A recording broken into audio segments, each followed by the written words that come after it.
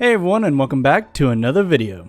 The recent Pokemon Presents was just about what you would expect. It spent half the time giving updates on mobile games, and then they saved the big announcements at the end. This year we got the announcement of a new Pokemon game that is solely focused on battles. I guess this could be considered kind of a sequel to Pokemon Battle Revolution. I am really interested in how this game will look because the Pokemon Stadium style of games have always been the best looking Pokemon games, especially when it comes to the animations.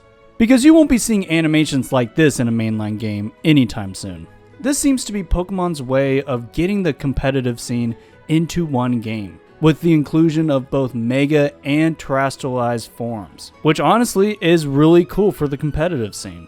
Then we got a new look at Pokemon Legends ZA.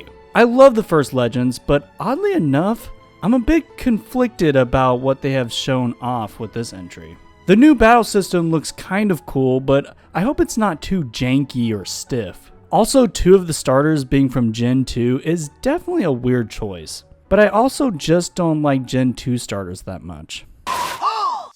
Squidward. However, what I will say is that with this recent Nintendo Direct that we got just before the Nintendo Switch 2 Direct, I don't know what it was about that trailer, but I'm actually a little bit more into Legends ZA.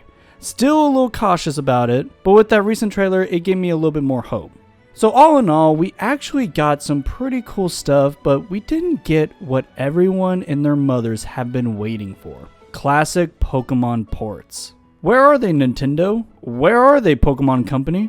Both of you love money so much, yet here's your biggest franchise with games that range from great to fantastic, and yet these classic titles are nowhere to be found on the Switch after 7 years.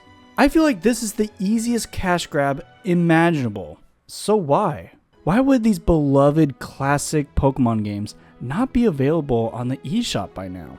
Pokemon tends to do things their own way, separately from Nintendo.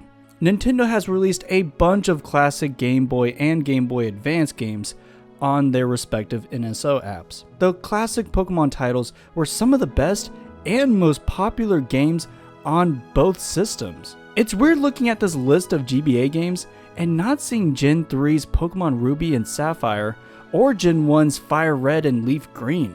And it's because of the Pokemon Company doing their own thing, I don't see Pokemon releasing their classic games in this format. I think that Pokemon would rather have their own separate app with all of their games in there. That way they can manage how the games are played and displayed. But that theory comes with concerns like how much will these games cost, or the app cost for that matter. Will it be a subscription like NSO, or will you be able to purchase each game separately? Heck, if Nintendo wants to make the NSO more appetizing, they could include this Pokemon app in a separate NSO tier.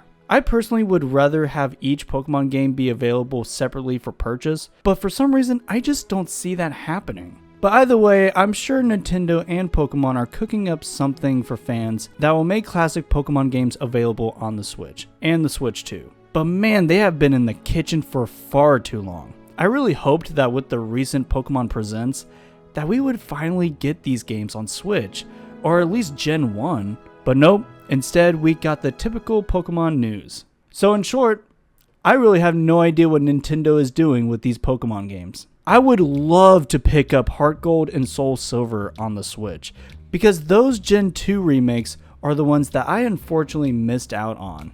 And now I'm paying the price. That price being this. Oh, great heavens! Surely they wouldn't have us wait too much longer to play our childhood games on a modern console, right?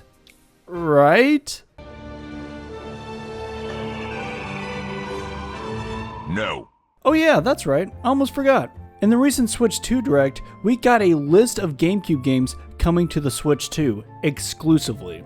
And in that list of games coming is 2 Pokemon spin-off RPGs, Pokemon Colosseum and Gale of Darkness. That is insane. I thought for sure that the Pokemon Company was done with these kinds of spin-off games. Like, we haven't gotten any kinds of ports from Colosseum or Gale of Darkness ever.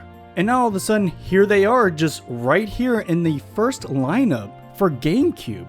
I honestly don't even know what to say about that.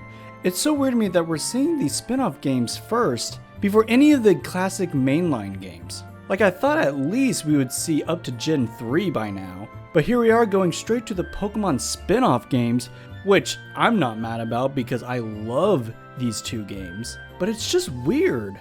It makes me think that Pokemon Company as a whole has something cooking for the classics.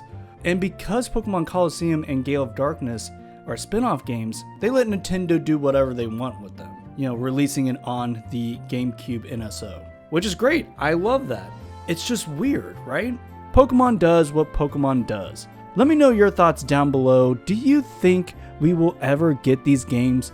Because with every Pokemon Presents and Nintendo Directs that we get, I start to lose more hope in ever seeing my beloved Pokemon Ruby on the Nintendo Switch. Thank you all for watching. If you would, like, comment, and subscribe for more content like this. And I'll see y'all next time. God bless.